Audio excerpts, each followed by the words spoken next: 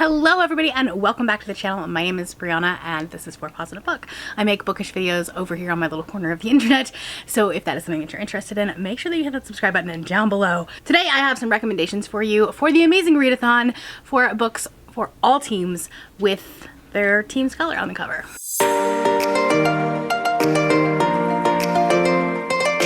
Alright, so since I am hosting the amazing readathon and I'm not actually joining a team, I thought I would give you colors for all of the teams. So I'm going to rapid fire recommend you a few books, 5 books for each team, with very red covers, very blue covers, very green covers, very yellow covers, very purple covers. And so that way you get some recommendations. I'm also going to be secretly telling you how many prompts each book will fit. So there are 10 prompts in the amazing readathon. We are going to 10 different cities. Each city has its own prompt. And I am the only person who knows what all 10 are. Not even the other hosts do. We're trying to keep it a secret. We're trying to keep it fun. So while I'm not going to be telling you what the prompts are for each of the books, I am going to be telling you how many prompts each book will fit. So that way you can be a little strategic and maybe pick up a few of these books. All right, let's start with the red team. The first book that I have is The Collective by Allison Galen. This is a contemporary thriller with a badass female protagonist, and it is about a woman who, her daughter was raped and killed or left to die by a college frat bro, and then she decides to take justice into her own hands. She joins this like black market Facebook group essentially where this collective of women are essentially just trying to make sure that men come to justice even when the justice system doesn't do that. So, you know, it's a very interesting, very fast-paced thriller. I mean, it doesn't do anything like stellar or like out of the box, but like this was an edge-of-your-seat thriller, and I really loved it. This was actually my first 5-star read of 2023. This book will fit 3 prompts throughout the month of August. Next up, we have Ruin of Kings by Jen Lyons. This is the first book in a 5-book series, I believe. And this has such an interesting narrative style. It starts by this person who is in jail, and he is asked about his story. And then our other POV is like, no, that's not how it happened. And she backs it up a little bit farther, and then they kind of alternate back and forth until they kind of converge. And it's so interesting. There are footnotes. This book is so snarky, and I had a really good time reading this one.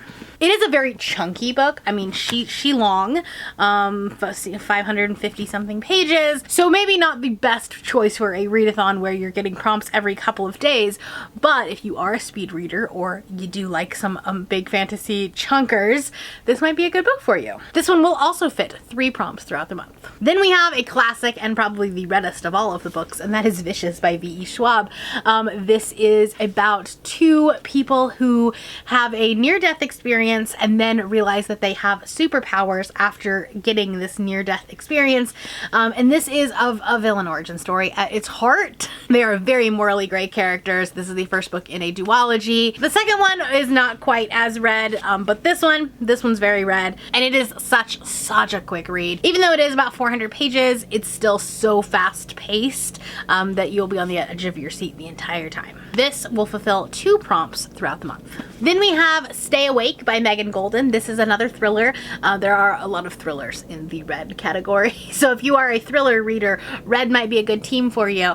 But this is her thriller from last year, and this is about a woman who wakes up in the back of a taxi with Stay Awake written all over her hands and arms, and she has absolutely no recollection of what is going on. She is a very unreliable narrator, but for a really interesting reason, and I think it's done so well. I don't always love unreliable narrators, but this one is fantastic. Anyways, she has no idea what's going on. She asks the taxi driver to take her back to her house. It's not her house. She is somehow missing a big stretch of time. Big chunk of time. She is missing that, and has no idea what is going on. And every time she falls asleep, she just forgets everything. This is another book that was like edge of your seat.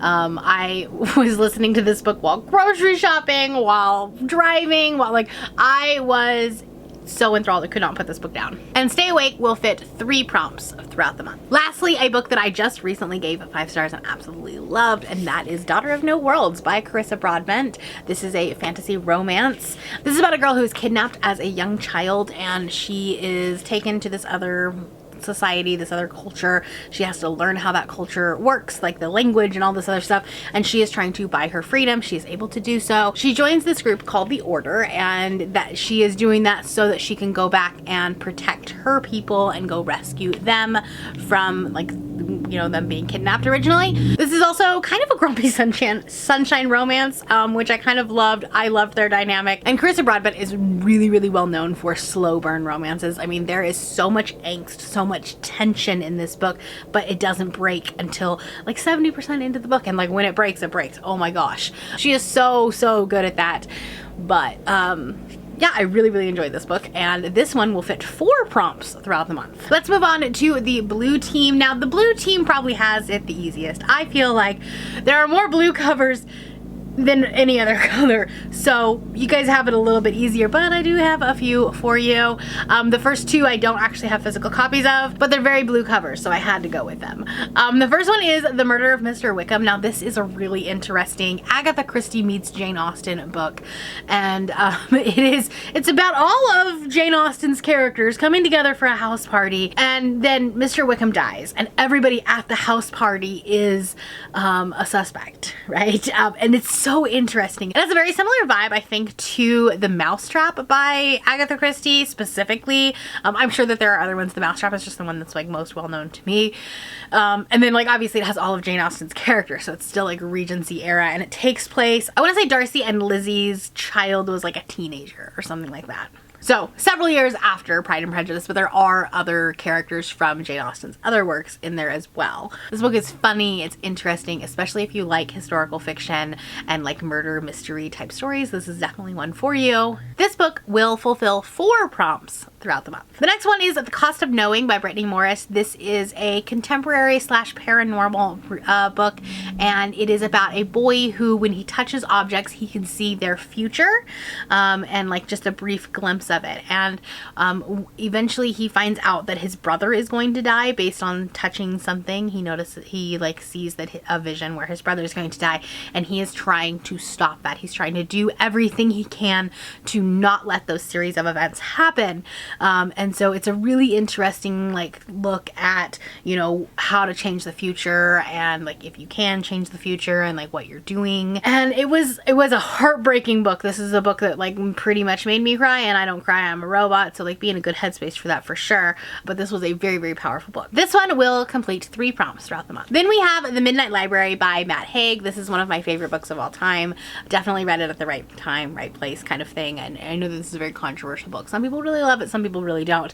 I happen to be one that really loved it. And this is about a woman who tries to unalive herself, but instead of doing that, she ends up in the Midnight Library, and she's able to go into different areas of her life where, like, if she had made a different choice, what her life would have looked like. It's a very feel-good book. It's a very, like, kind of hit you over the head with its point kind of book, but I still thought it was really powerful, and if you like those types of like alternate reality type books, this might be one for you. This is another book that will fulfill 4 prompts throughout the month. Next up we have a thriller, and we have A Flicker in the Dark by Stacey Willingham. This was her debut thriller that came out last year, no, December of 2021, and this was so good. This is about a woman who is a psychologist, and a long time ago when she was a child, there were girls that went missing, and her father was convicted of that. But now I think it was 20 years later, it's happening again, and so they are trying to bring her in as like this expert witness and trying to figure out if like her dad had a copycat or somebody that like he was talking to, and then like there are times where like they think she might be a suspect. It was a really, really interesting thriller, and I did not know what was happening for like 90% of the book. A Flicker in the Dark will fulfill 2 prompts throughout the month. Finally, I thought I would get a romance on here. Well, we haven't had any of those yet. So Written in the Stars by Alexandra Bellefeur is a sapphic loose retelling of Pride and Prejudice. And this has two completely opposite different types of people. One is like very analytical and one is very fly by the seat of your pants kind of person. They are set up on a disastrous blind date. They do not have anything in common. Her brother was just trying to, you know, be nice and like trying to set them up, trying to make them happy. It did not go well. However, she does not want her brother continuing to set her up. So they decide to fake date, and we all know how fake dating is, first off, a god tier trope, but secondly, disastrous, right? Because they're gonna fall in love. They're gonna have a good time. This is set in Seattle, which is one of my favorite places, and it was so much fun. I loved this book. This book is a really heavy hitter. It will match 5 of the 10 prompts happening during the month. Next up, we have the Green Team, and I have a wide variety of genres for you guys. The first one being one of my all-time favorite books, and that is The Seven Husbands of Evelyn Hugo by Taylor Jenkins Reid. This is about a woman who is a celebrity back in the 60s, 70s, and 80s, and she is getting older, and she has brought in a kind of no-name journalist to write her story, to do an article on her, and she kind of just recounts her entire life about, like, you know, her 7 husbands and who was the true love of her life. This book means so much to me. This book is kind of the reason why I came out as queer in the first place, like realizing like, oh, I have that too. So this is a queer book, even though it is The Seven Husbands of Evelyn Hugo. It is queer. It's such a good book. The audiobook is fantastic if you can immersion read it along with it. It's fantastic. Highly recommend this book. Cannot recommend it enough. And this will fit 4 prompts throughout the month. Next up, we have Half a Soul by Olivia Atwater. This is a like Regency style fantasy romance about a woman who is neurodivergent, which is a really interesting representation that you don't get to see a lot. And she loses half of her soul in a deal with the devil.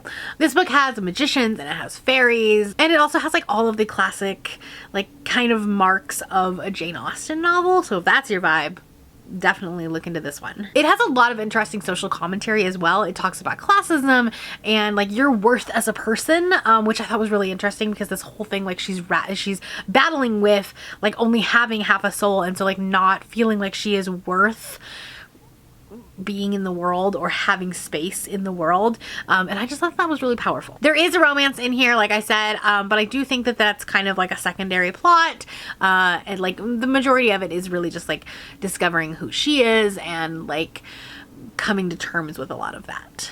Half a Soul will meet 3 prompts throughout the month. Next up, we have Home Before Dark by Riley Sager. This one I will say is probably my favorite Riley Sager of all of the books that I have read, although as of filming this, I have not read his newest one, and I have heard really good things about that. But up to date, this one is my favorite.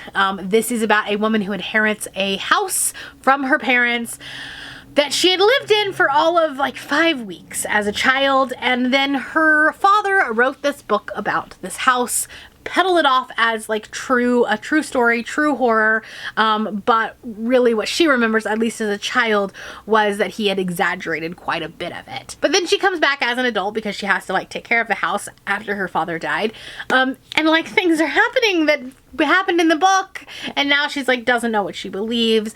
This has a really interesting timeline switch between the present day and then also reading the chapters from the book, which I thought was fascinating. Very, very well done. This is a very creepy thriller horror. Like, you don't really know if it's psychological or if there's actually paranormal things happening in the house. You don't know until the end. So it's creepy. Another book that the audiobook is fantastic for, and I think I read this book in like 24 hours. This book will fulfill 3 prompts throughout the month. Next up, if you want something super quick, maybe you are behind on your prompts and you just want something super quick, so I have The Tea Dragon Society by Kay O'Neill. This is a really, really sweet kind of middle grade graphic novel about dragons who grow tea leaves out of their heads, and this whole series is absolutely fantastic, but the first book in particular is very, very green. There's a lot of disability rep in here, there's a lot of neurodivergent rep in here, and it is just precious. And it only takes like 45 minutes to an hour to read. So if you're behind on the prompts, this might be a really good option for you if you are not reading as fast as maybe you wanted to. This is a good option for you. And this book will fit 3 of the prompts throughout the month. Lastly, The Inheritance Games by Jennifer Lynn Barnes is the first book in a trilogy. The second one is very blue. The third one is very red. So like also those are options for you. But the first one, if you haven't started the series yet, it's a very green book. This is a YA mystery thriller, very reminiscent of The Westing Game. If you remember that book as a kid, I read that book a lot, and this gives me a lot of Westing Games vibes. And this is about a girl who gets a letter saying that she has inherited a lot of money. And by a lot of money, I mean she now owns an NFL football team. Like that level of money. Problem is, she's never met this man. She has no idea who he is, or why she got this money.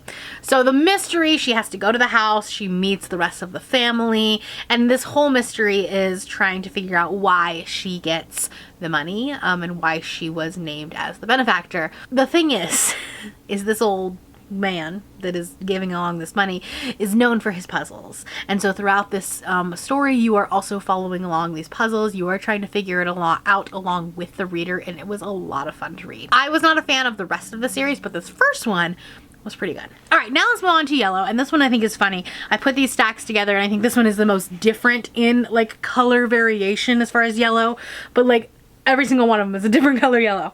Don't know if it's pulling up as much on screen, but let's go through these. This one I have a bunch of different genres for you. So the first one is She Who Became the Sun by Shelley Parker Chan. I actually just recently read this one and really enjoyed it. This one has some yellow and some orange to it, but I would say that like the majority of the book is yellow, so I would say you can count it. And this is an adult epic like military fantasy that is Chinese military inspired, and it is very queer. And there's also some discussion about body dysmorphia and like accepting who you are and having others accept you as you see yourself, which I really appreciated. So this was a really good book. If you like military fantasy, I highly recommend this one. Next up, I have a contemporary romance that a lot of people don't talk about, and that is Head Over Heels by Hannah Orenstein. I read this one a couple of years ago and it ended up making my best books of the year. I do think that this one is a little bit niche.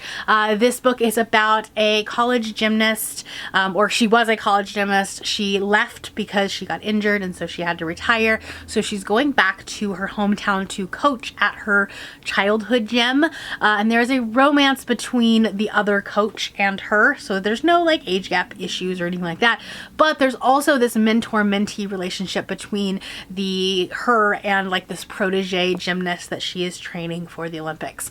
I really loved this book as a former gymnast, so if you are a gymnast or you like that, then this might be a good book for you. Next up, The Measure by Nikki Ehrlich. This is another book that was a favorite book of mine last year, I think, when I read it. And this is about a society, or technically everyone in the world, gets a wooden box if they are an adult. And inside the wooden box, there's a string. And that string represents how long your life is going to be. So some got a really long string, which meaning that they were going to be living into old age. Some people got a really short string, and meaning that they would die soon. But they didn't actually like have a like set, like this, 1 inch means 1 year type thing, so they had to kind of figure it out. And there was a really interesting like social commentary on if you had a short string, what were you gonna do with your life? And then there was like politics stuff, like should you run for president if you were going to have if you had a short string? Should you get health insurance if you have a short string? Should health insurance cover you? That kind of thing. Should you get health insurance if you have a really long string? Should you do reckless, crazy things if you have a long string? So there's like this predetermination of like what your life looks like. This was a really interesting. I love social commentary books, and then a very yellow book, which also is on my host favorites, so you'll get an extra 50 GRC if you read this one, but that's Yellow Face by R.F. Kuang. I recently read this one and I was obsessed with it.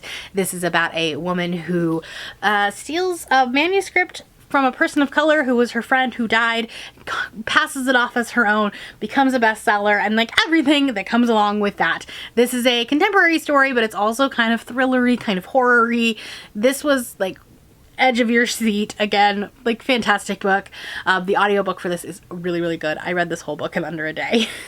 And then we have, again, another very yellow cover, and that is Recursion by Blake Crouch. This is what I like to call safety yellow. And this book is about something called false memory syndrome, where people are remembering the wrong memories, and essentially like they have two separate memories of a certain event, and then bad things happen. So our main character is a neuroscientist trying to figure this out, trying to figure out what's going on. It has a lot of like interesting like parallels to dementia, but it's not dementia. It's like a separate sciencey thing. And this was really good. This was a book that honestly, the entire time I was reading the book, I did not like it as much as Dark Matter, which is his other one, and I was like, okay, it's gonna be a 4-star book. And then I finished the book and I literally threw it across the room. I was like, well, I think it deserves 5 stars at that point. And so because of that, I want everybody else to read it. I want everybody else to throw this book across the room. Like you can see the little tear on here. It's because I threw this book. Take that how you will. Finally, we have our purple books, and I have a variety of genres for you. However, for some reason, sci-fi. There are a lot of sci-fi books that are purple. So take with that what you want. But I pulled 2 sci-fi books, but there are a lot of other ones. So if you're a sci-fi reader, purple might be the team for you. We'll start with those sci-fi ones. The first one is Skyward by Brandon Sanderson. This is the first book in a trilogy, I think. There might be 4 books at this point. This is the only one that I have read. But this is about a girl whose father deserted the army, like they were pilots, and so now she is starting to become a pilot, and they're calling her like the daughter of the deserter, and so she's trying to like prove them all wrong, that she actually is a good pilot. And she ends up discovering something while at this school, kind of changes her fate. And I can't give away a lot because this book is a lot of setup for what will go on in the future, but I had a really good time with this, and the characters are top-notch.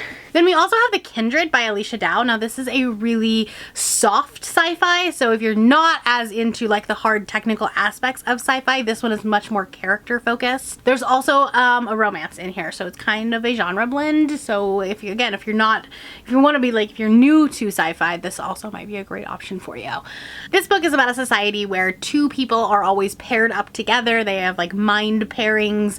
It doesn't matter anything about class or race or like where you are in society. This is like your other half essentially. And in this kindred pairing, it is a very like poor girl, so she lives a very simple life and she does not have a lot of extravagant things, and then the son of a noble family who is like next in line for the throne. So they're obviously like very opposite, living very different lives, and then throughout their lives they're finding that they do have similarities, that they are people essentially, while also on another planet. This is, like I said, a really soft sci-fi. It's a really sweet book, and it was a really quick read. I think this was the first book that I read in 2022, and I really enjoyed it. Some contemporaries. We have You Should See Me in a Crown by Leah Johnson. This is a YA contemporary about a girl who enters into a prom competition because she can get a scholarship if she wins the prom, prom queen, whatever. She doesn't really like proms. She's not really one for fancy fluffy things.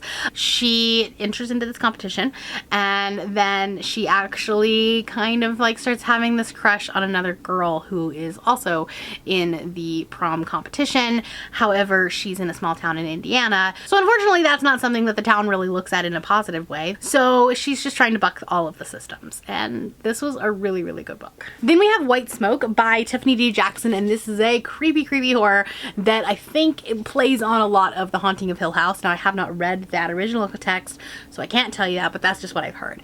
This is about a family who moves to a small town, and they move into this apparently haunted house, and she has a lot of OCD tendencies. I don't think they ever call it OCD, but she definitely does have some of those tendencies, specifically around bed bugs. And they're like, bed bugs live in wood and they live in wet wood, and this is a like damp, old, moldy house, and so there's probably bed bugs, and so she's freaking out.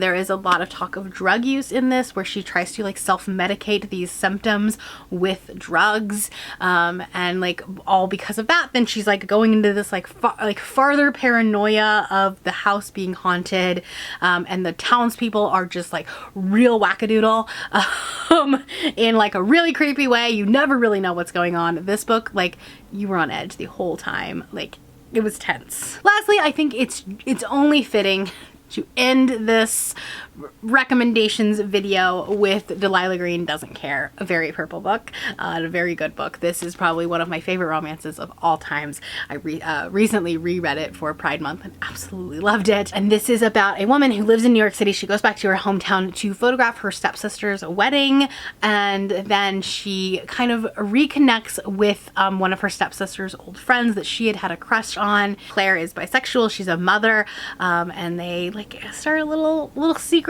fling, because they're like, well, we don't want her, like, we don't want the stepsister to know, because it's, you know, it's her wedding. We don't want to like overshadow anything. We don't want her to be thinking, you know, whatever.